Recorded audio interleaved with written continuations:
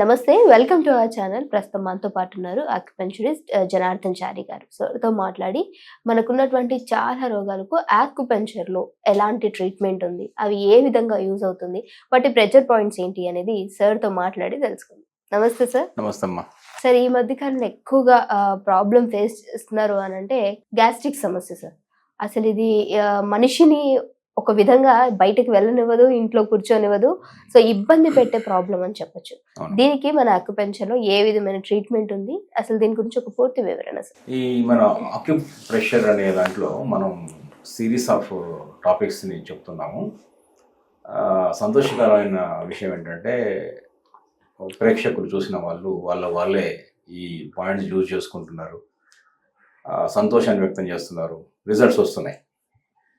అంటే ప్రతి చిన్న విషయాన్ని కూడా మనం ఆసుపత్రులకు పరిగెత్తకుండా, మందులు మింగి సైడ్ ఎఫెక్ట్స్ తెచ్చుకోకుండా ఎవరికి వాళ్ళే వైద్యులయ్యే గృహ చిట్కాలు లాంటి ఆక్యుప్రెషర్ పాయింట్స్ అద్భుతంగా మనకు పనిచేస్తున్నట్టు వస్తున్నటువంటి మన ఫీడ్బ్యాక్ చూసి అర్థం అవుతుంది.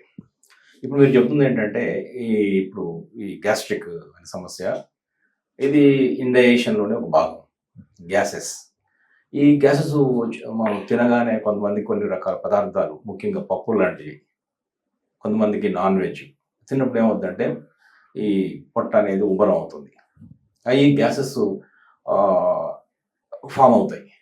అంటే ఆహారం ఎప్పుడైతే స్టమక్లో ఉండాల్సిన సమయం కన్నా ఎక్కువ ఉన్నప్పుడు అది అక్కడి నుంచి వెంటనే స్మాల్ ఇంటెస్టైన్కి వెళ్ళాలి, అక్కడి నుంచి లార్జ్ ఇంటెస్టైన్కి వెళ్ళాలి. ఒక ప్రాసెస్ ఉంటుంది కదా, నోట్లో నుంచి ముందు పొట్టలోకి వస్తుంది జీర్ణాశయం.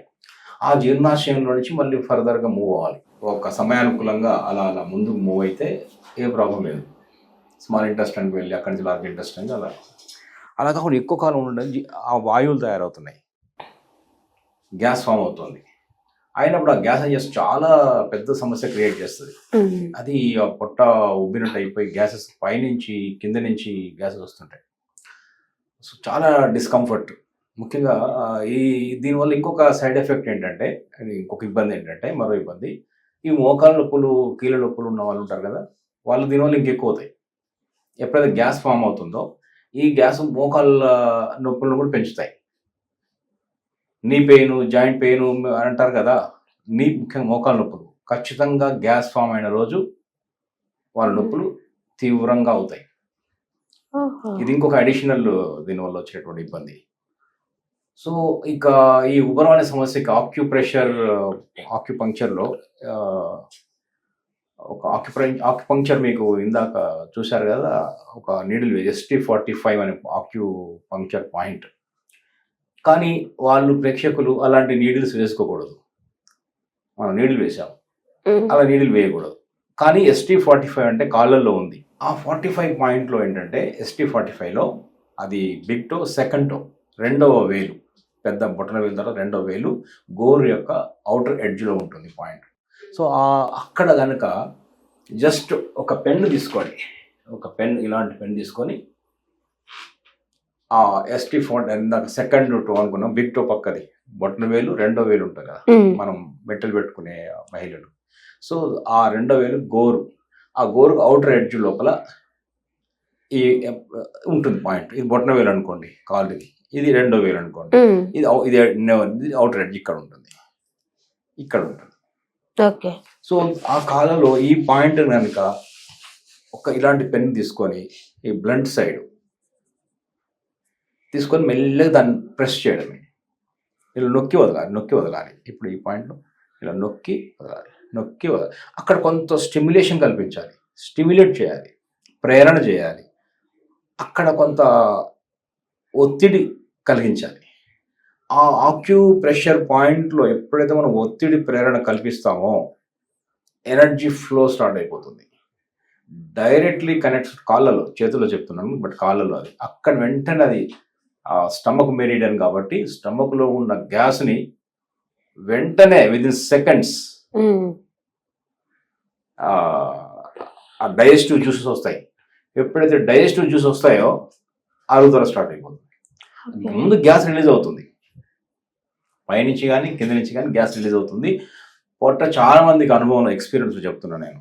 ముఖ్యంగా ఈ పండుగలు వస్తాయి, నిన్న ఉగాది, ఈ పండుగలకు ఏదో కొన్ని తినక తప్పదు, పిండి వంటలు అలా, లేదా అవుట్ సైడ్ ఎక్కువ భోజనాలు చేస్తున్నారు మన వాళ్ళు, బయట నుంచి ఫుడ్ తింటారు. ఆ ఫుడ్లో ఇండైజెషన్ కలిగించే పదార్థాలు ఎక్కువ ఉంటాయి, ఎందుకంటే టేస్టర్స్ ఉంటాయి, అందులో కలర్స్ ఉంటాయి, ఆయిల్ సరిగ్గా ఉండవు. వాళ్ళు వాడే పిండి కానీ కారంలో అది కారమో తెలియదు, ఇటుకల పొడో తెలియదు కదా, పసుపు అన్ని కల్తీ ఉంటాయి జనరల్గా. చాలా వరకు అంత క్వాలిటీ మెయింటైన్ కావడం లేదు. దురదృష్టవశాత్తు ఏంటంటే సరైన ఆహారం బయట దొరకని రోజులు వచ్చాయి. కల్తీ సర్వత్రా కల్తీ అనేది ఈ మధ్య చూస్తున్నాం. సో అందుకనే ఈ ST45 అనే పాయింట్ ప్రెషర్ చేసిన ఒక్క నిమిషంలోనే, నీళ్ళు అయితే ఒక నిమిషం, ఇందాక నీళ్ళు వేసాం కదా, అది చూశారు ST45లో. మీరే తీసుకున్నారు కదా ST45 తీసుకున్నారు, దీని మీద మీ అభిప్రాయం చెప్పండి. రెండవది ఏంటంటే, ఇలా నీళ్ళు వేయడం లేదు, మనం ఏం చేస్తున్నాము, ప్రెషర్ చేస్తున్నాం, కొంచెం టైం పడుతుంది, ఒక నిమిషంగా 2 నిమిషాలు ప్రెస్ చేయమంటున్నాం. బట్ అప్పుడు ఏమవుతుందంటే, అది ఎర్త్ స్టమక్ మెరిడియన్ కదా, ఇక్కడ ఏర్పడే డిస్కంఫర్ట్ని ఖచ్చితంగా మన సాల్వ్ చేస్తుంది అనేది మన ఎక్స్పీరియన్స్. ఇది చేయొచ్చు.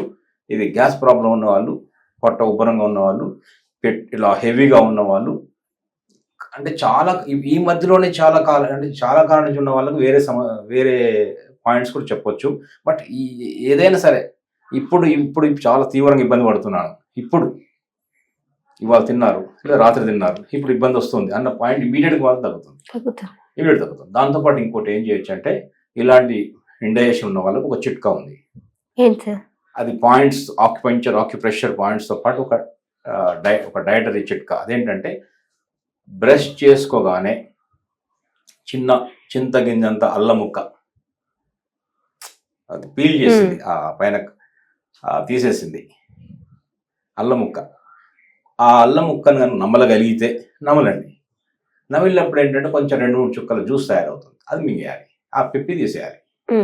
లేదు నమ్మలేకపోతున్నాను అంటే కొంతమంది, అది దంచి ఆ క్లాత్లో పెట్టి ఇలా మనం స్క్వీజ్ చేసినప్పుడు 2-3 చుక్కల డ్రాప్స్ అది వస్తుంది, అల్లం రసం చాలా చాలా అద్భుతంగా డైజెషన్ పనిచేస్తుంది. అల్లం చాలా బాగా పనిచేస్తుంది. కాబట్టి మనం ఏం చేయొచ్చు అంటే, ఈ చిట్కాని ఫస్ట్ చేయాల్సిన పని ఇదే, బ్రష్ చేసుకోగానే అల్లం తినడం, లేదా అల్లం 2-3 చుక్కల డ్రాప్స్ మన పొట్టలో పోయేలా చూసుకోవాలి. ఆ తర్వాత గోరువెచ్చని నీళ్ళలో లెమన్ అంతా రొటీన్గా మనం చేసుకోవచ్చు. ఇది ఒకటి చేయండి, కొంతకాలం, ఒక వారం 10 రోజులు 2 వారాలు చేసి చూడండి. గ్యాస్ట్రిక్ సమస్య ఉన్న వాళ్ళు, ఇంతకుముందు ఈ చిన్న చిట్కా వందలాది వేలాది మన ప్రేక్షకుల యొక్క జీవితాన్ని మార్చేసింది. అద్భుతంగా వాళ్ళకు రిజల్ట్స్ వచ్చాయి. కాబట్టి ఇది మనం కాన్ఫిడెంట్గా చెప్తున్నాం. రెండవది ఏంటంటే, ఇమీడియట్గా ఇది ఒకటి తగ్గించగలుగుతుంది. ఇక మూడవ ఆస్పెక్ట్ ఏం చేయాలంటే, వీళ్ళు లేట్ నైట్ భోజనాలు చేయొద్దని చెప్తున్నాం. ఈ గ్యాస్ట్రిక్ ఇష్యూ ఉన్న వాళ్ళు, యాసిడ్ రిఫ్లక్స్ ఇట్లా పైకి వస్తుంది, తన్నుకుంటూ వస్తుంది, ఇక్కడ మంట బర్నింగ్, ఇక్కడ బర్నింగ్ ఉన్నవాళ్ళు, వామిటింగ్ సెన్సేషన్ ఉన్నవాళ్ళు, ఈ పొట్ట అజీర్తి సమస్యలు ఉన్న వాళ్ళ, ఏది తిన్నా కొంచెం ఎక్కువ, ఒకరోజు రుచికరంగా ఉంటుంది, నిన్న పండుగ భక్ష్యాలు ఒక భక్ష్యం ఎక్కువ తింటాం మనం మానవాళి కదా, ఆ రోజు మళ్ళీ బాధ, తిన్నప్పుడు ఉన్న సంతోషం కన్నా బాధ ఎక్కువైతుంది. సో అలాంటి వాళ్ళందరూ కూడా ఏం చేయొచ్చు అంటే, ఈ 2 చిట్కాలు పాటిస్తూనే ఇంకో మూడోది ఏంటంటే, లేట్ నైట్ తినకని చెప్తున్నాం. తినేదేదో కొంచెం ఎర్లీ తినాలని చెప్తున్నాం. ఇంకొక ఎప్పుడైనా నేను చెప్పే పాయింట్ ఉంది, నమిలి తినండి, ఎంజాయ్ చేస్తూ తినండి. నమిలి తింటే నూరేళ్ళ ఆయుష్ అంటాం. చాలా అద్భుతంగా మన జీర్ణం అవుతుంది, ఆ సారాలు కూడా మన ఒంటి పడతాయి, మన ఆరోగ్యంగా ఉండగలుగుతాం. ఈ ప్రయత్నం చేయొచ్చమ్మా, మంచి చిట్కాలుగా చెప్పొచ్చు మనం. ఈ ప్రెషర్ పాయింట్ కూడా చాలా బాగా పనిచేస్తుంది. Okay, thank you so much sir, మంచి ఇన్ఫర్మేషన్.